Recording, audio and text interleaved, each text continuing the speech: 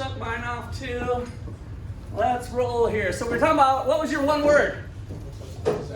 Satisfaction. Okay, so satisfaction, happiness, probably could come up with a few more things, but in general, so we call it utility. So how much, the word utility means you get kind of something out of it, right? You derive something out of it, and we use satisfaction in the definition.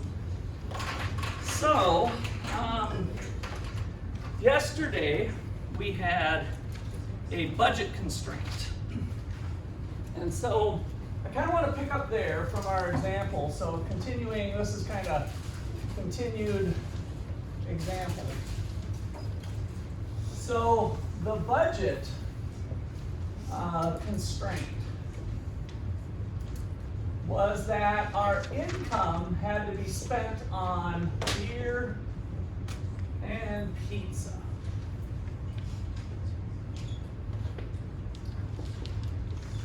Oops. Right. Beer and pizza. So it looks something like that. So this was your amount of income, which was $10 in our example. And that had to be equal to your total spending on beer, plus your total spending on pizza. No big deal. That is the budget constraint.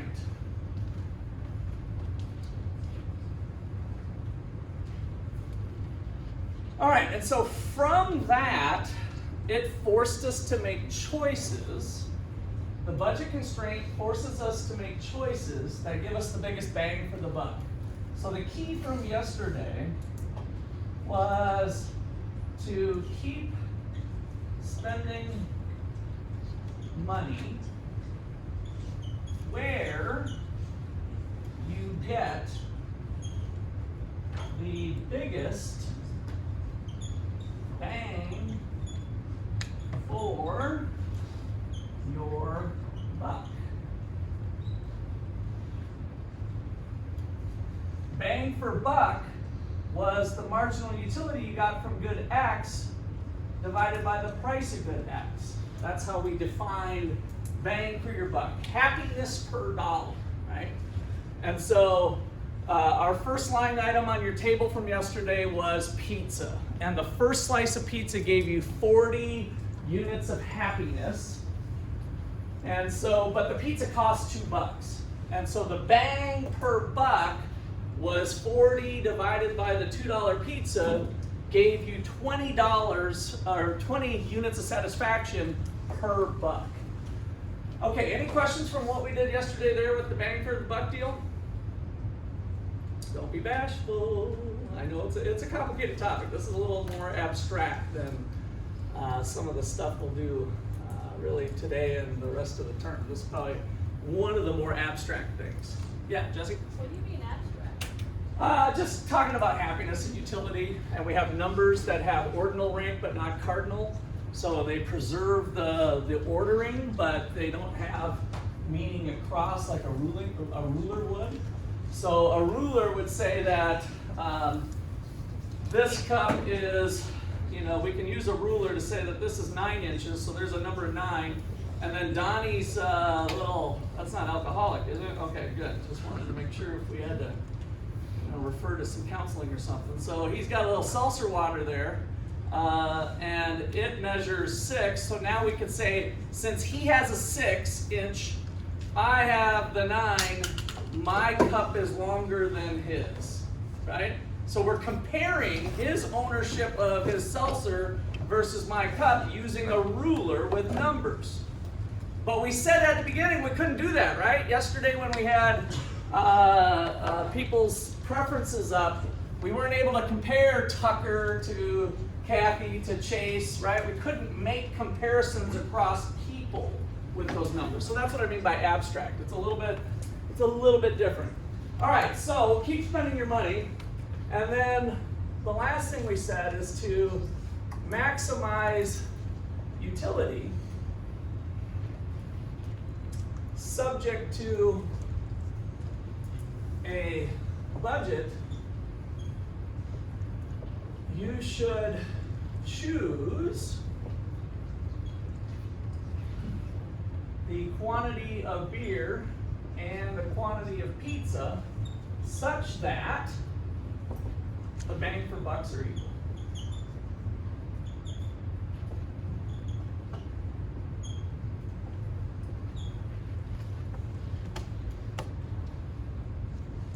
Okay, that's about where we left off. I kind of rehashed, put a couple new things in your notes from what we did yesterday. But this was the kind of condition that needs to be met to know that the consumer is maximizing utility. So how would a test question or homework question look? So let's say, suppose the marginal utility of beer over the price of beer is greater than the marginal utility of pizza over the price of pizza. So suppose they're not equal. What should the consumer do?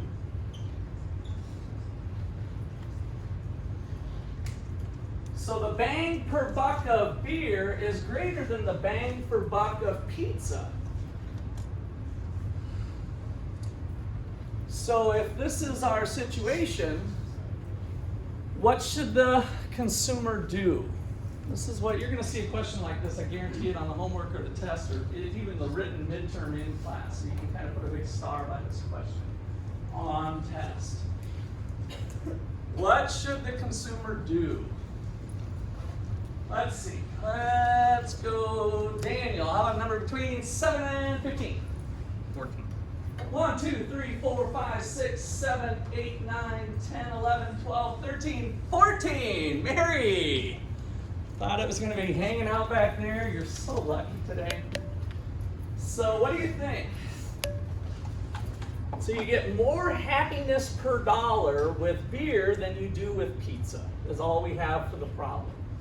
What would be the happiness maximizing thing for the consumer to do? Buy more beer. Now, if they buy more beer and they've maxed out their budget, what do they have to also do besides buy more beer? We've spent all our money on beer and pizza, and when we spent all our money, this happened to be true. So I'm with you on buy more beer, but there's a little bit more to the story that helps color in the edges. What are the two goods we buy? And I spent all my $10. But I haven't opened the packages yet. I can return them back to this could be something I could see could throw a student. So I can still return my items. But currently I spent all my money. I have beer and pizza such that this is true, but I can still return stuff. I need to buy more beer, but I don't have any money. So what else do I need to do if I've spent all my money but I have returnable items? Return what? No, I need to buy more beer. I need to return some pizza, right? So I need to reallocate my budget so that I have more beer and less pizza. So that's kind of the key here when we've spent all of our money. So what should the consumer do? Consumer should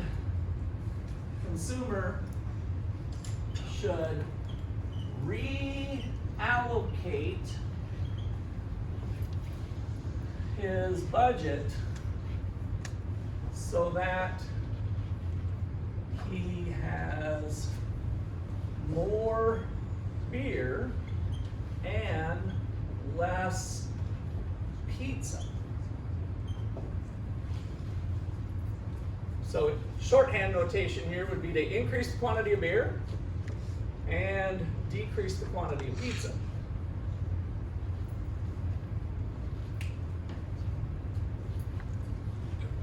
All right, so when he does that, what happens to this number as he acquires more beer, the bang for the buck for beer? Look at your schedule of numbers from yesterday. Look at that table. as he buys another beer, following Mary's logic here, we buy more beer. What happens to the bang for buck for the beer now of the last one we purchased when we buy the next one? What happened to the bang for buck? Did it go up or down? Yeah, Seth? It went down. Just look at your schedule of numbers, right? As I buy more beer, this number starts to shrink.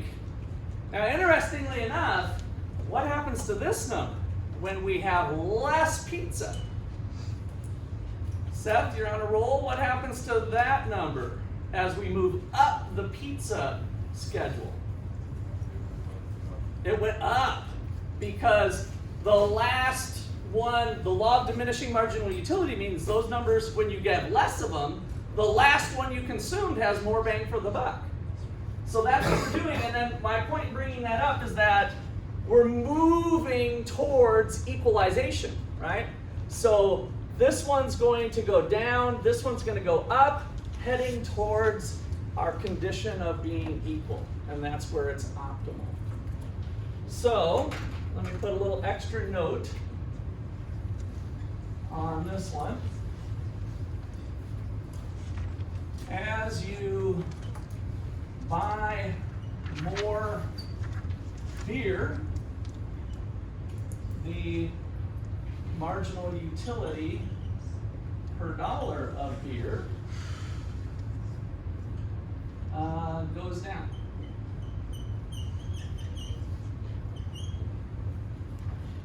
And as you buy less pizza, the marginal utility of pizza per dollar goes up.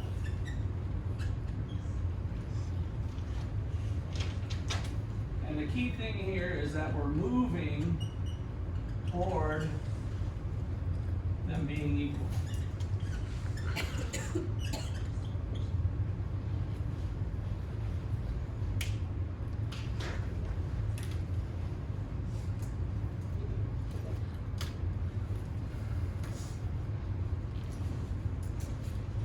All right, questions or comments there?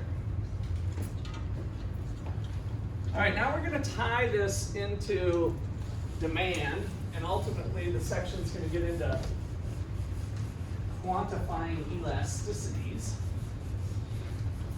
But let's think about how individual purchases end up getting us the market demand. So we can think about the market demand for Ottawa is made for beer. The demand for beer in Ottawa is made up of a whole bunch of people's demand, individual demands for beer, right? So we want to kind of answer the question of how does individual demand create the market demand?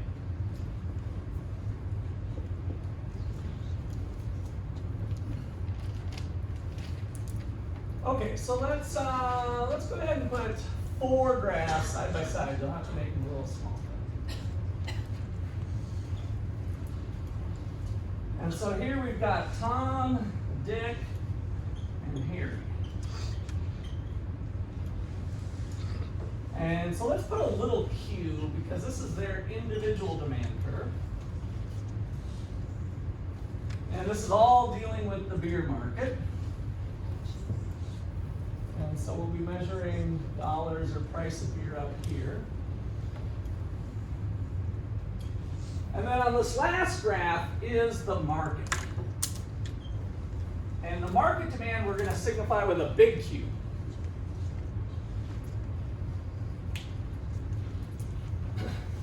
All right, so then we look at their individual demands, and we've got Tom has a pretty steep demand curve, looks like that. Dick's is a little bit more normal, and then Harry's is really kind of flat. So it doesn't, you guys don't have to draw them perfectly, but that is their individual demand, which is derived from their personal preferences and utility function of whether they like beer or not, right? And so we, again, saw Tucker, the beer lover.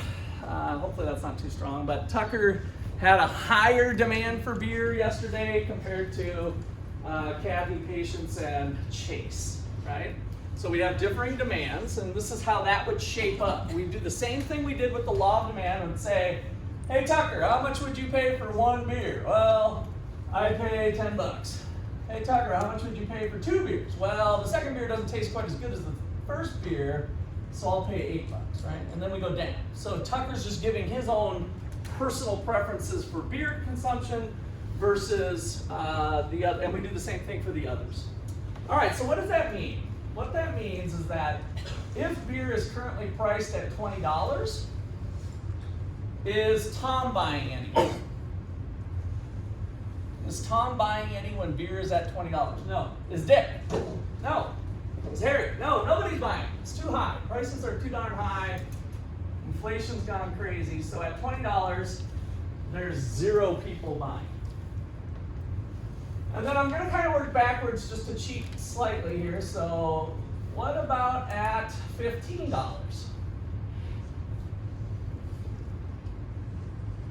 At $15, Tom kicks in and buys 5.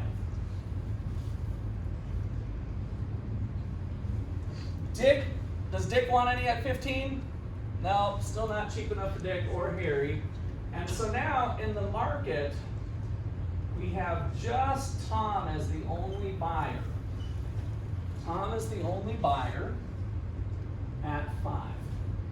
And so if you want, we can kind of connect the dots that if we drew it real carefully, and mine's going to start to get sloppy here soon, but basically this upper part of Tom's demand curve is the market demand curve. He's the only one in the market, right, at those high prices. All right, and then we drop down to this price. Let's call it 10. Somehow my numbers ended up being pretty nice here. And so Tom jumps up to 10. Dick, when prices came down to 10, he jumped into the market and he's at 7. And of course, Harry's still out of the market. So now, how much is in the market? What is the market demand when price of beer is 10? How much beer are we selling in Ottawa? 17, right? So at a price of 10, Tom's in for 10, Tom's in for 10, Dick's in for 7, giving us 17. And so now this demand curve is kind of a reflection of both Tom and Dick being in, and so it's more elastic or less elastic? Ooh, that word. So elastic. So we've got, as this thing gets flatter, is it more elastic or less elastic? Less? I'm hearing less elastic. Does everybody agree with that? Show of hands. Less elastic. More elastic. Ooh, it's kind of close here. So luckily we don't run on a democracy. We'd have to have a runoff election or something. So what was the trick that Russ taught you? That as the demand curve becomes steeper and steeper, the demand gets more inelastic. It starts to look like an I, right? So a steep demand or supply curve, that was the Russ hack, that was the econ hack here. As it starts to get steeper, it starts to look like an I for inelastic. So when it gets flatter, is it more elastic or less elastic? More elastic. So inelastic is the opposite of elastic. I know I'm purposely kind of hitting you with this because you'll see in the text that you kind of jump back and forth between inelastic or elastic or less elastic, more elastic. So all of that's the same. So as it becomes flatter, it's becoming more elastic. So let's write that little verb here. I'll just put a little extra starburst note here. Flatter demand means less. Well, wait, I wanted to say more. More elastic rather than less. And maybe I should put parentheses, less inelastic, just to kind of recall you can say that either way, and you're not wrong.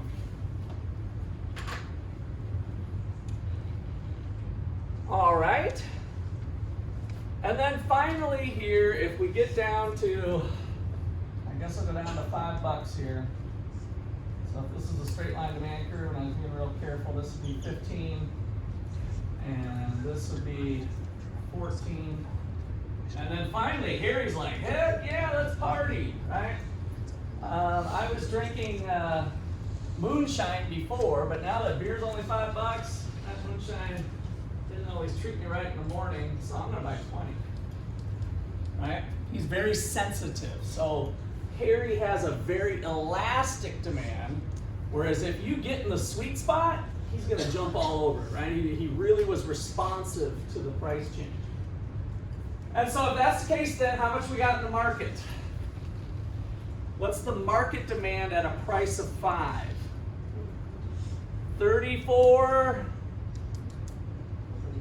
49, right? So 15 plus 14, 29, 49 units. So at $5, we are at somewhere over here, 49 units. And so now it even flattens out a little bit more.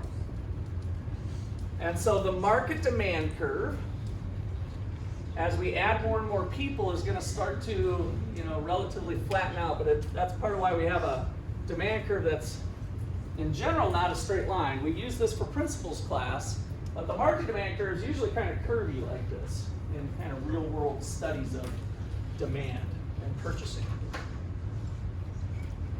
Okay.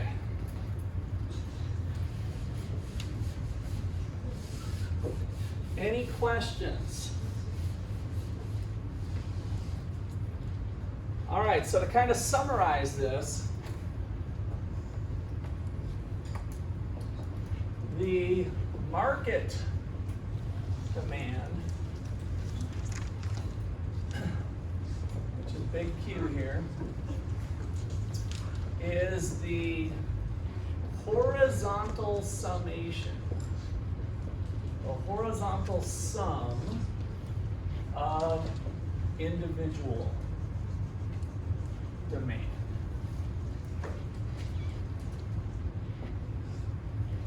So that's kind of the lingo that we used.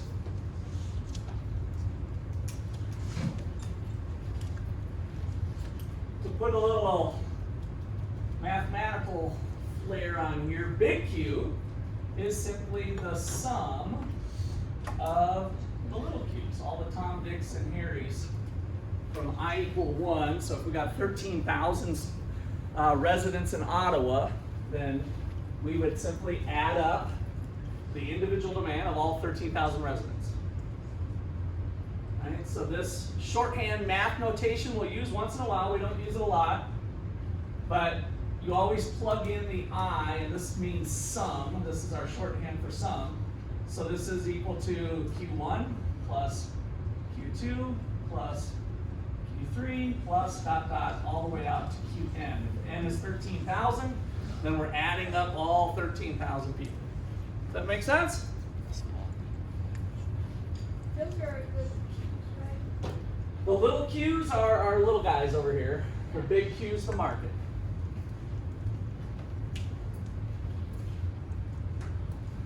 All right. So now let's talk about the elasticity more carefully. So the elasticity of demand was a number. So you guys had this from before, so let's rewrite it though for this chapter. So the elasticity of demand,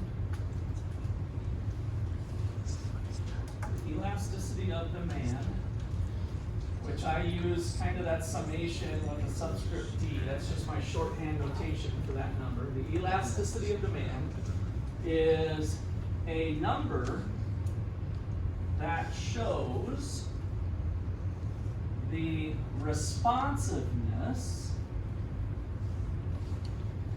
of quantity demanded to a given change in price.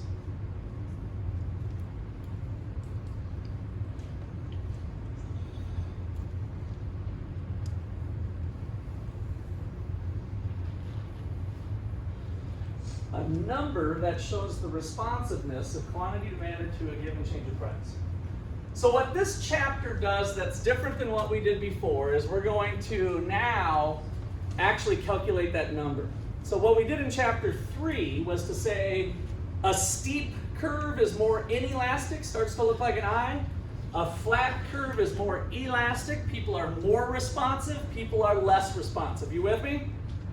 All right, so that is kind of a qualitative analysis in a sense.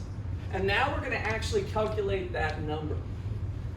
That number is equal to the percentage change in quantity demanded divided by the percentage change in price.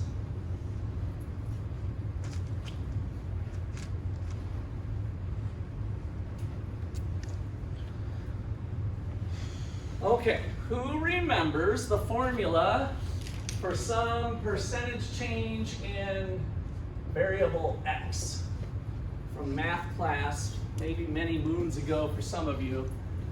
Percentage change in a variable. Does anybody remember that formula?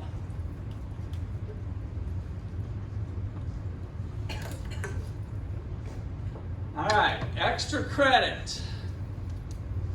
Who's being quiet that thinks they know it, but they're too bashful? Now you're going to get paid. So Jesse, see your hand up? Yeah. Well, usually we try to find out percentage. But Give me your formula.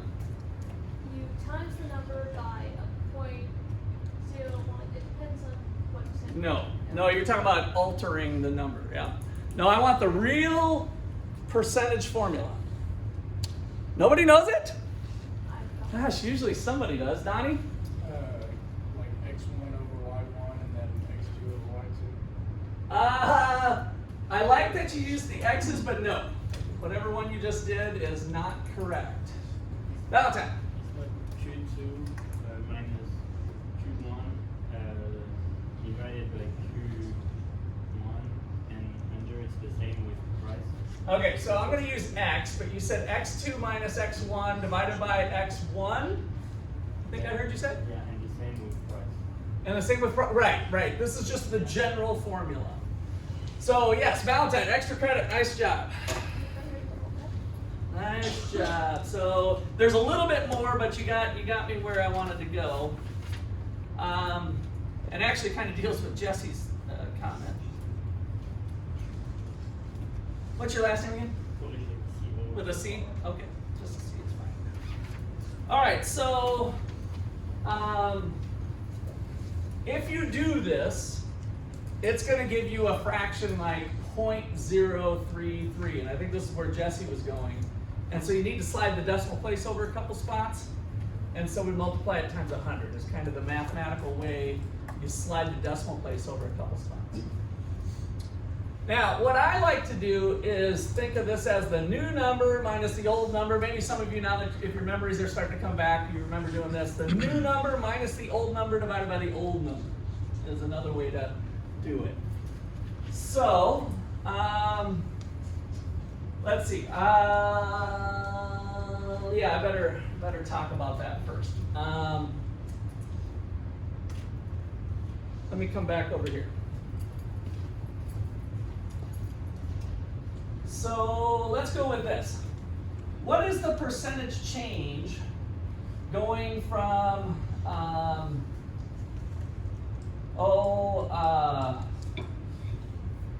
the new number here is B, so we go from point A to B.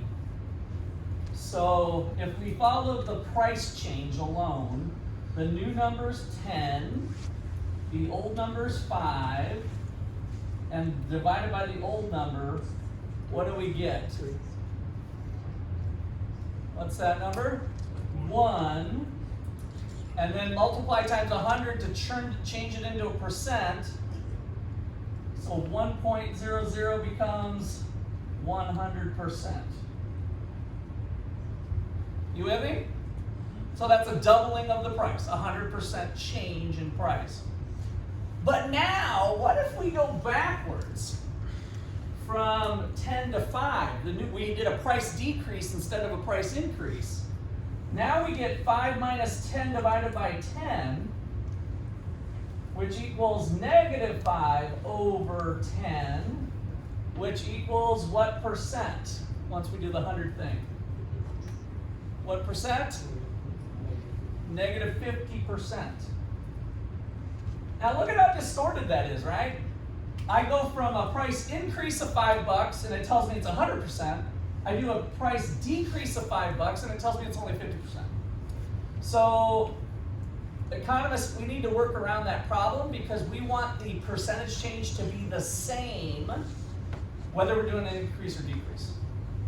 And so to adjust for that, we're not going to divide by the old number, but by the average of the two. So the average of the two here, we're going to divide by 7.5 and 7.5, and now we did it, right? A price increase or decrease will still be the same percentage. It'll end up being equal. All right, so I don't know where to put that note here. Well, maybe I'll put it after we do this. So let's do it the way, I just want you guys to have in your notes how you're going to have to do it for your homework and tests. So let's just kind of continue this on. So for quantity, it's the new quantity minus the old quantity. This is new minus the old divided by the average. All over the new price minus the old price divided by the average price. And I could have put average up top, I guess. But This seems really complicated. it is a little bit, yeah. But this is the way we do it. The reason it's not overly complicated, there is a way to simplify it slightly, but we have to address that concept because it is important for us to have price increases and price decreases have the same number. All right, so now we've got this average part here, and that is that's our formula. So that's the main formula.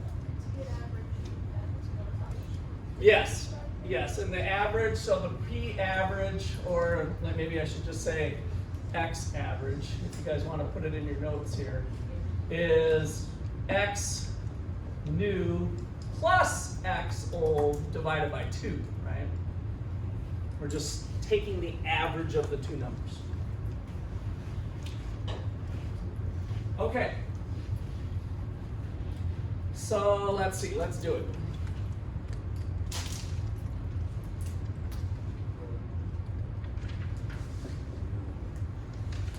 So you guys can draw some demand curve.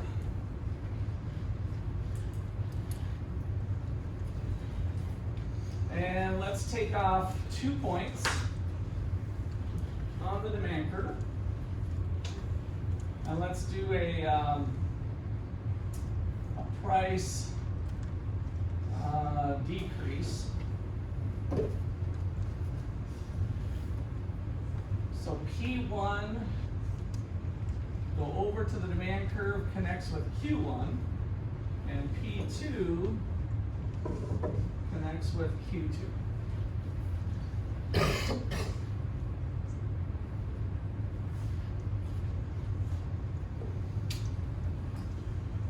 All right, so then let's do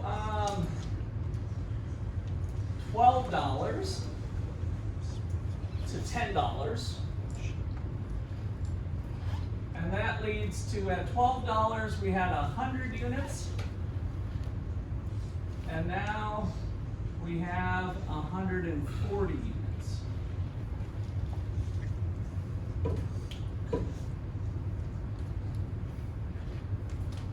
So I want you to calculate the elasticity of demand using this formula. So you got enough information here, it's all just plug and chug. We're doing a price decrease from P1 to P2, which led to a quantity increase from Q1 to Q2. Go.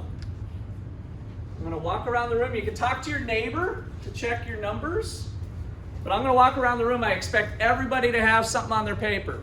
If you're not, you're gonna lose a point. And you can raise your hand. I'm happy to give you a nudge, but start cranking out the formula. Start by just plugging and chugging that formula. Put them in there. Q2 is the new. Yes, so in terms of new and old, where the old is the 1 and the new is the 2. Could I use my phone's calculator to check my... Yes, everybody can pull out their phone today. Put it on airplane mode. Don't check TikTok. Go to your calculator function. But yes, I want you to work these numbers. So yes. So it would be the average of those two. The average of those two numbers. So start by just plugging in the numbers. Don't do any calculator work for starters. Just plug in the formula. Fill in where I left off. Fill in each of those numbers. It's real important that you do that first to kind of see how to work a problem.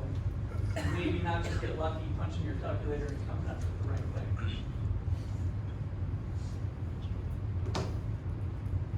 If you have any questions, raise your hand. What happened? Are we a little slow today? A little slow today? Wait. Okay. So write that formula.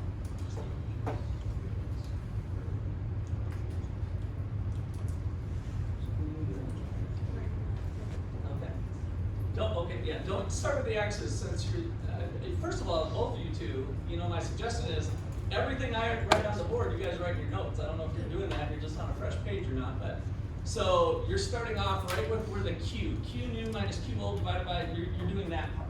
And start with the elasticity and then plug those numbers in. Where are you at? Okay, start plugging and chugging.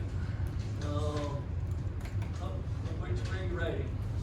Try to squeeze it in down at the bottom, or you got more paper, or you need to borrow some paper from somebody? Where are you at? Okay. Let me think here. So,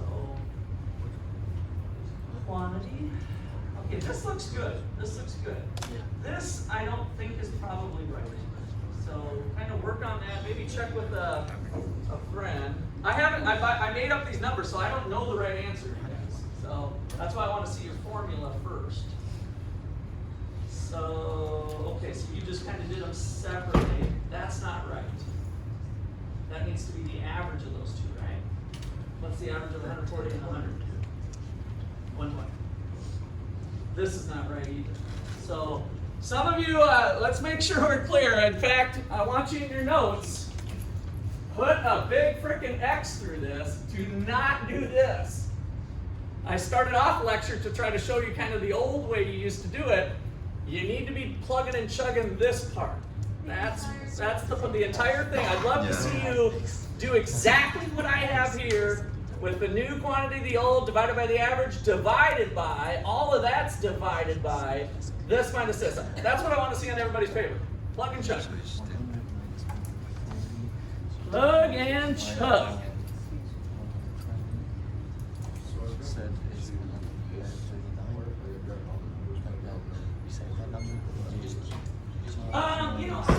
To me, logically, the best thing to do is to kind of calculate what that number is, divided by that, and then the answer. Yeah, I would solve the upstairs and then solve the downstairs. So kind of coming up with questions like, once you guys have the plug and chug established, I would leave it as this is going to be some number divided by some number. Some number divided by some number. And then take your calculator out, take that number, divide by that number, and get the answer. The answer is the elasticity of demand. The answer is this. That's the number we're looking for. You got to get down to one single number.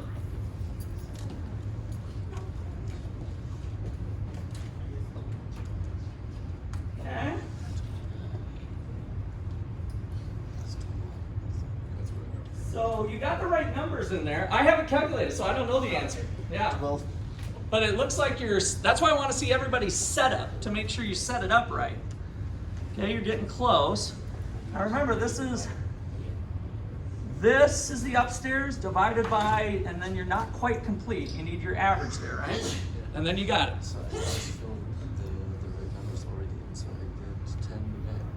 So Where's your formula? The formula is here. No, where's your plug and chug? You're not following my rules. Make this happen. Plug and chug this. It's so funny how students want to jump to the answer. I swear, I've been doing this for 30 years. It's always the same thing. You guys like want to do it in your head and you want to sit it down. I just want you to trust me as your professor that you will learn more if you lay out the frickin' problem, because on the test, I give partial credit. If you show your work and you screw it up, at least I know you knew the formula and you knew how to set it up, right? Probably get most of the points for that. On a 10-point problem, if you just did that, you might get a 9 out of 10. If you just give me the friggin' answer and it's the wrong answer, it's -7 or whatever, right? If you did something partially right. So, all right, what'd you guys do here? Okay, where's your, these numbers are that. Okay, I want to see those numbers together. I'm supposed to times it, not divide, right, to get the average? Well, and then this, I know it's not right. so this number's wrong. I'm aware. So get that one. So yes, I times. So you're not laying it out like this. I want this. So it's this divided by that goes down here, right? Yeah. It's kind of ugly here. You guys, you need to start over. Okay. Yeah, so this setup's right. I really just want to see that your setup's right. Okay, good. You're on the right track. Make sure you put the, oh, you do have it there. Yeah, the big divided sign. All right. Wait. How we doing? Everybody getting on track here? All right, good. All right, good. All right. Hey, I finally, maybe, got through to at least 80% of you.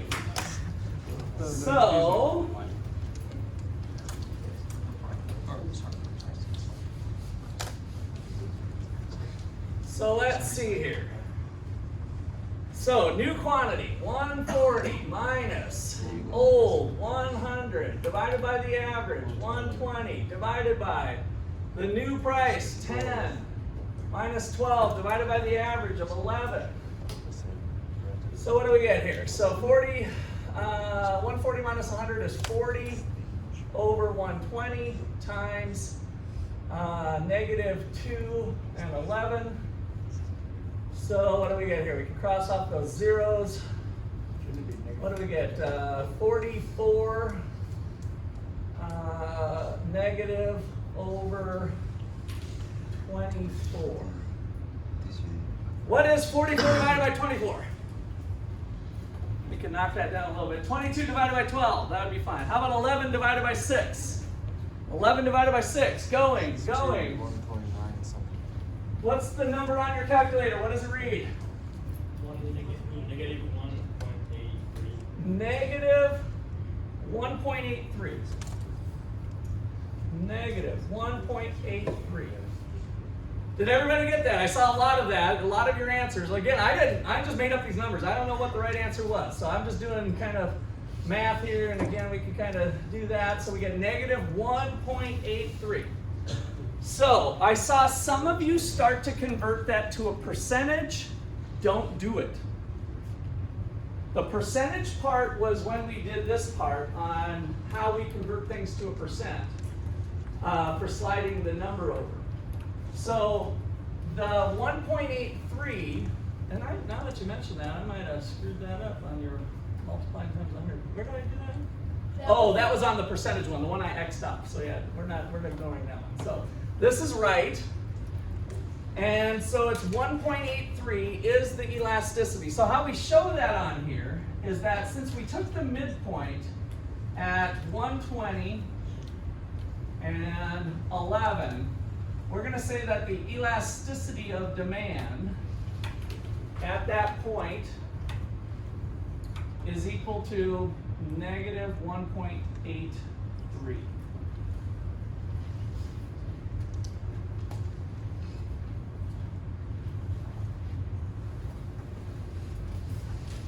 Okay, so now let's interpret what that number is.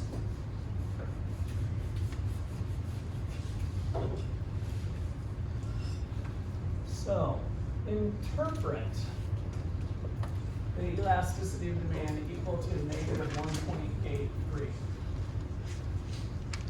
So economists get paid 6 figures because we quantify things, right? We quantify things. But maybe more important than quantifying things, if you really want to move into the big money, you better know how to tell your boss what that means, right? So what does that mean? This is the interpretation for the boss. And there's a real easy technique to do this. And you simply go, put back the formula.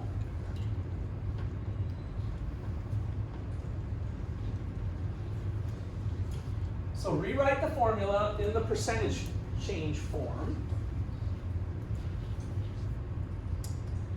And then, what can we do with any number to turn it into a fraction? How can you turn any number to a fraction? It's like magic. Real quick. How can you turn, without changing its value, how can you change any number into a fraction? Tim? 1.8 minus 1.83 divided by 1. Divided by 1, that's right. Divided by 1. You can divide any number by 1, right? 44 divided by 1 is 44, right? So the reason we do that is that it gives us a way to give an easy interpretation that will be on your test and homework at some point. So I change the number into a fraction, and now I just trace it out. Look at this, this is pretty cool. A 1% increase in price will lead to a 1.83% decrease in quantity.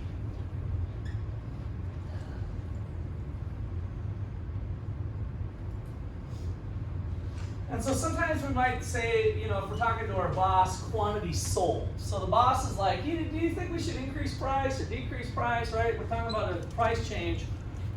Boss, we've estimated that the elasticity of demand is 1.83. And he's like, well, what does that mean? It means if you jack up price 1%, you're going to lose 1.83% of quantity of sales. Okay, questions on that? Do you see the connection here? This is the important part. So let me do one more thing here. So a 1% increase in price, we're saying this is the 1%, leads to a 1.83% negative sign decrease in quantity. Okay, questions? I'm still stuck on finding the answer to the one, I guess. Yeah, me too. Okay. Other people with finding the answer? Okay, what's part of you stuck on? What's bothering me is how you just switch up the minus. So it's basically minus 24, like minus. Oh, okay, yeah, this is a good one to divided by highlight minus then. 24. So, where did the negative sign come from? From the 10 minus 12. Okay, so then I put negative 2 down here. Okay, maybe I did the math a little too fast. So you guys are, maybe you're stuck with this. So 40 divided by 120 divided by negative 2 over 11. I did jump a step on you. That makes sense. So then a fraction divided by a fraction, how do we solve for that? We flip over the denominator and multiply it times the numerator. Here's the good news. I don't care, you don't have to know that part. So if you didn't follow my math, I was doing math the longhand way. What did you guys have in front of you? What do we call that device? A calculator. And you'll have a calculator on the test and your homework as well. So you don't have to do the old professor way of solving for math, so don't worry about that. What you need to worry about is, did you get 1.83 if you took this and you solved, like calculator method, I would have taken, 40 divided by 120 and you get a number. 2 divided by 11, you get a number. Take that number divided by that number, which is what I had written here, right? Some number divided by some number equals the number, 1.83, negative 1.83. I wouldn't mind you doing it the long way, because the short way I'm just not clicking with it. Okay, so see me after class if you want more details on that. Anybody who wants to see more details, I'll be happy to spend a little more time after class. Okay, good question. That I was going to get there. So is the 1.83 a percentage? Or is it 1.83 beers? Or is it $1.83?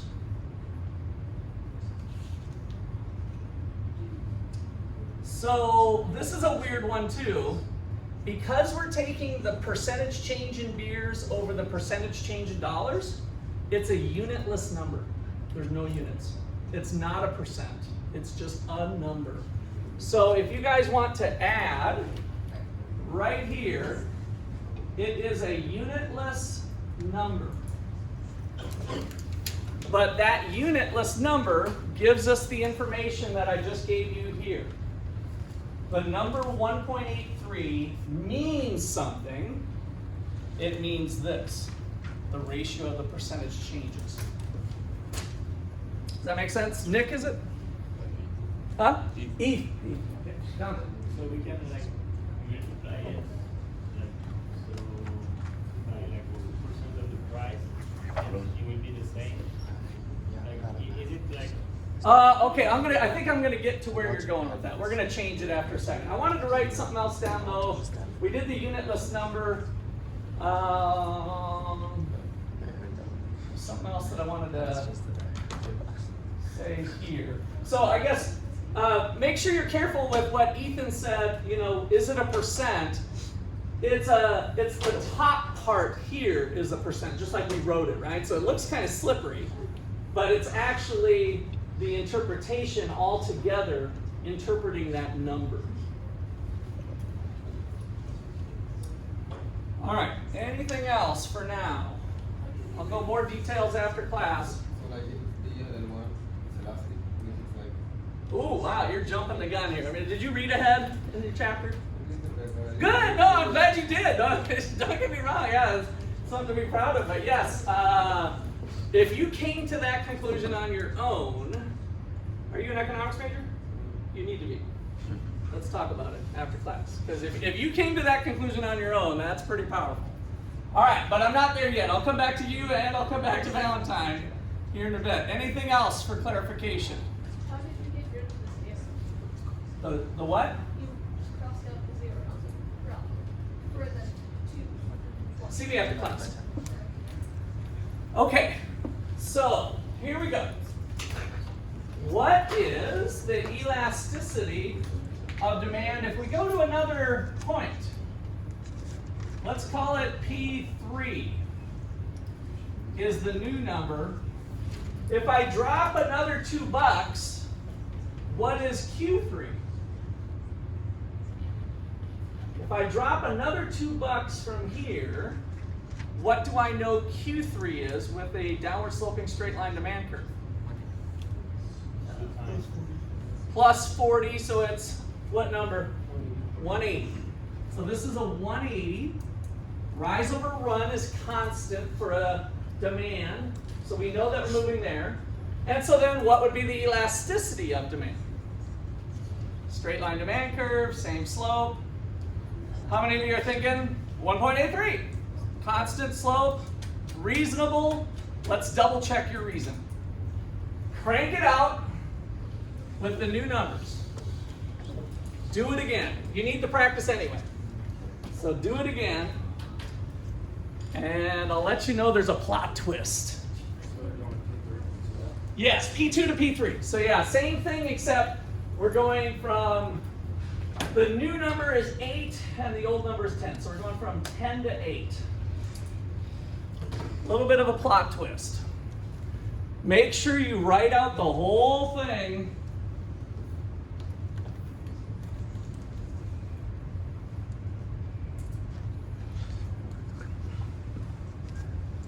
First person with an answer, shout it out, you get an extra credit point.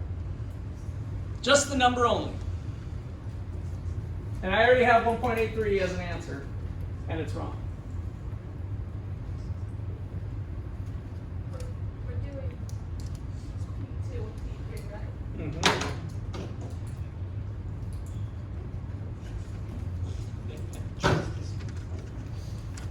First person with an answer, what do you got? Simon, just shout it out because it's going to be close. I got Simon first. Go ahead. 1.125 says Simon. Negative 1.125. Is that correct, Simon? Is that what you said? Okay, so that's Simon. No, I just want to make sure I recorded your number. I don't know what the right answer is, you guys. That's what's fun about this. Keeps me lively after 30 years of teaching this. Anybody get a different answer? Extra credit at stake. Simon's our first potential with that answer. But I feel like you guys are you're just talking too little too much. I mean,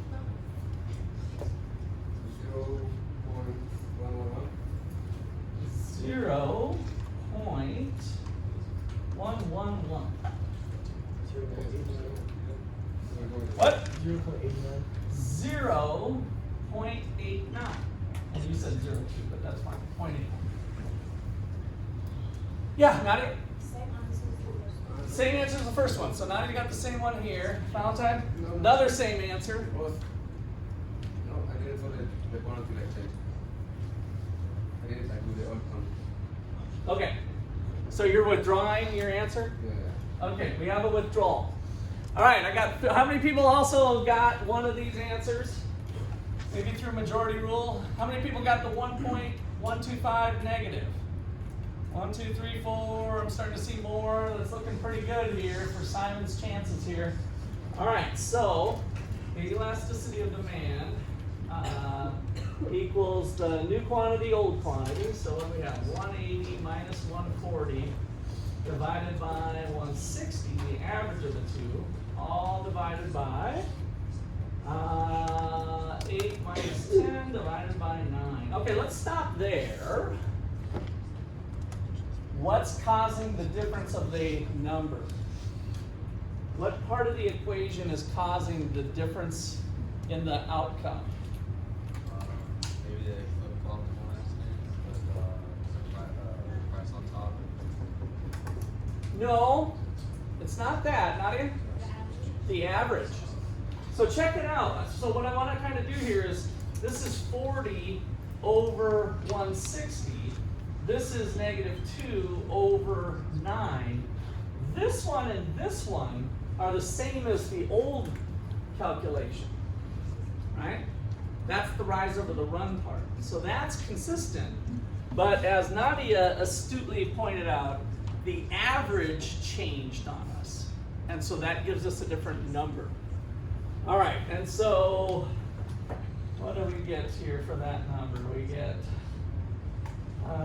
4 over 16 times 9 over 2, cross off the 2, that makes that a 2. Looks like 18 sixteenths, negative. What's 18 divided by 16? 1.125. Simon, good job. All right, you got it. So, how do we know that it's always going to be negative?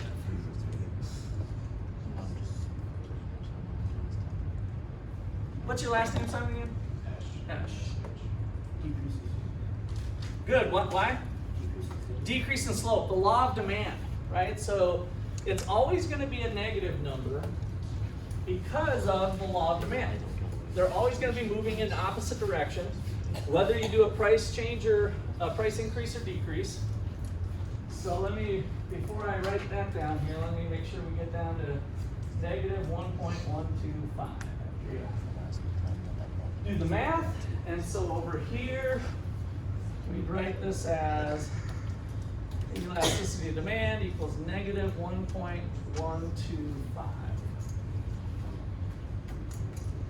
All right, so it changed on us. So is the elasticity of demand always negative? Looks like another good test question. The answer is yes. CJ said because of the law of demand. Because of the law of demand,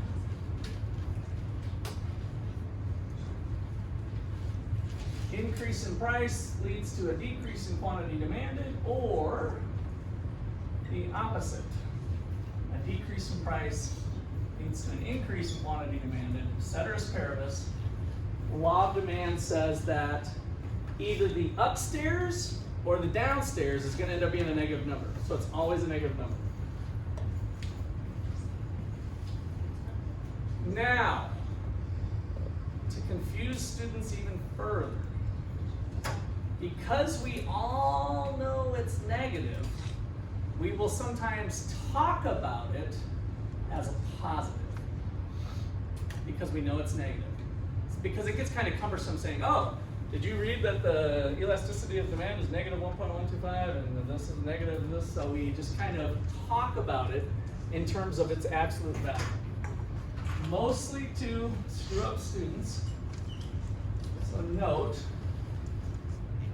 because we all know it's negative,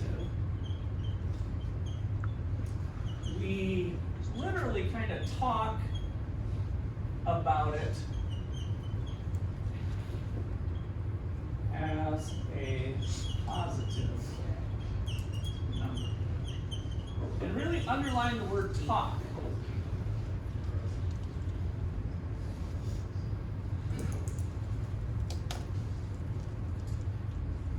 And so I will try to be careful in class that I talk maybe about the absolute value or something, but what we're saying is that this number here is in absolute value, you put the two bars around it, equal to 1.83. And this one in absolute value is equal to 1.125. Right? So no big deal, but I just want to call that to your attention that you might see that out there with just kind of the lingo and the way we use elasticities. Okay, let me pause there for questions or comments. I know we got a lot going on here. All right, so now we got to come back to your point here. The elasticity of demand is changing, and so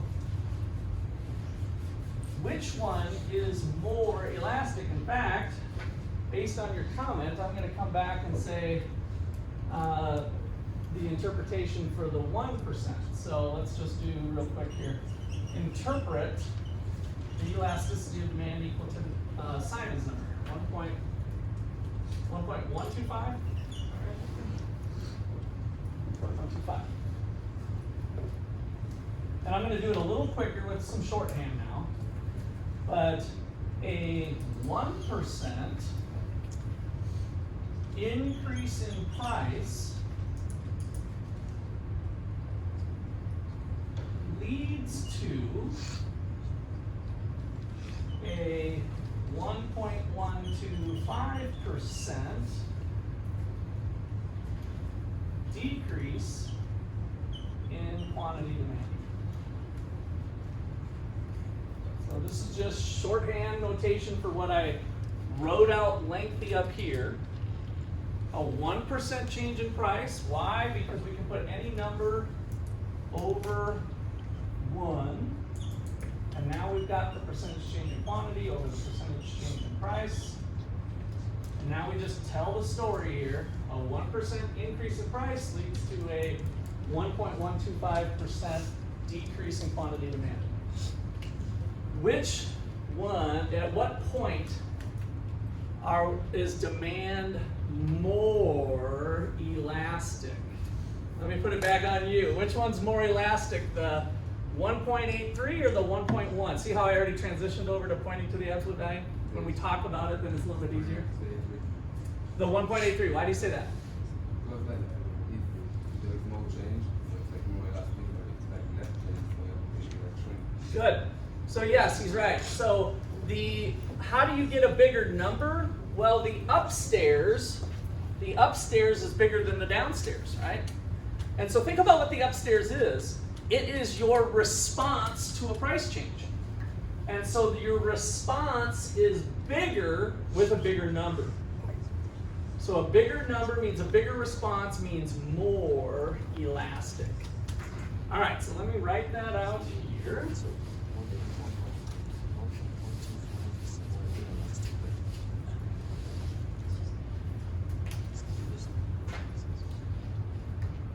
So key point. A bigger elasticity in absolute value, this is where the absolute value comes in handy too. If it's bigger with a negative sign, then -5 is actually bigger than -8, and that even would be more of a nightmare, right? So it comes in nice here. So a bigger elasticity to demand in absolute value means demand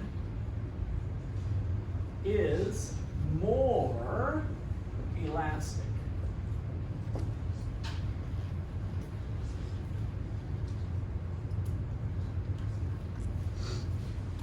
So, in general,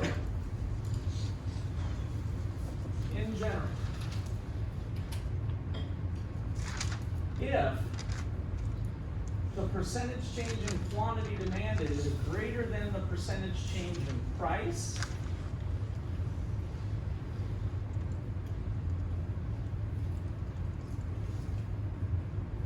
demand is elastic.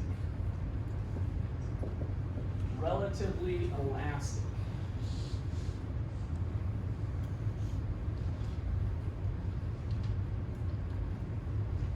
Maybe we'll put here percentage change in quantity is the upstairs.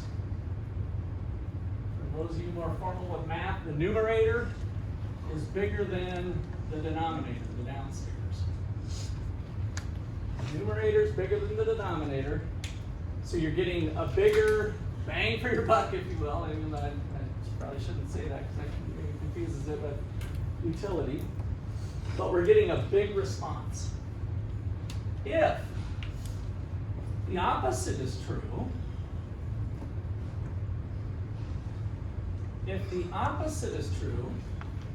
people are insensitive to price changes.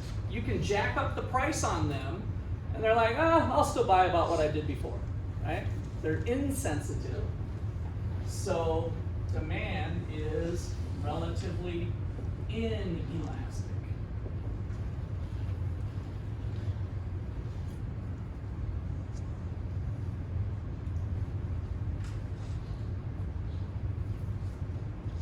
And then finally, if they happen to be equal, which in some cases they're not exactly equal when we do real studies, but they can be really close to being equal. If they're approximately equal, then we say demand is unitary elastic. Unitary elastic.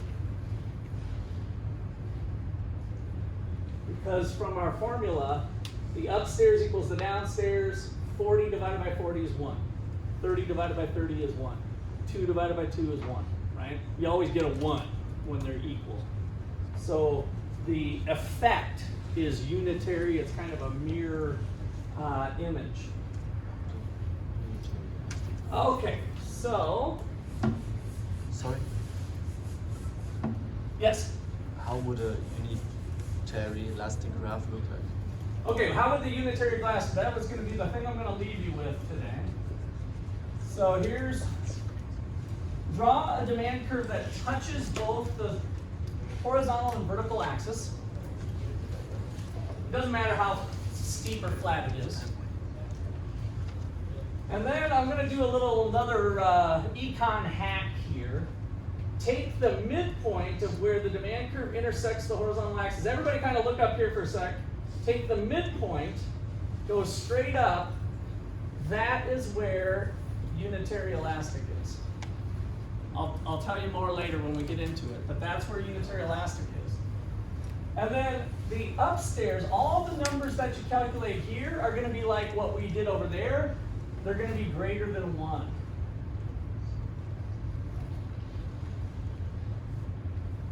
And all the numbers here are less than.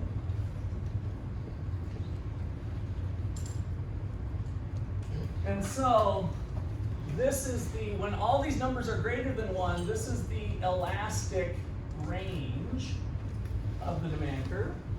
This is the inelastic range.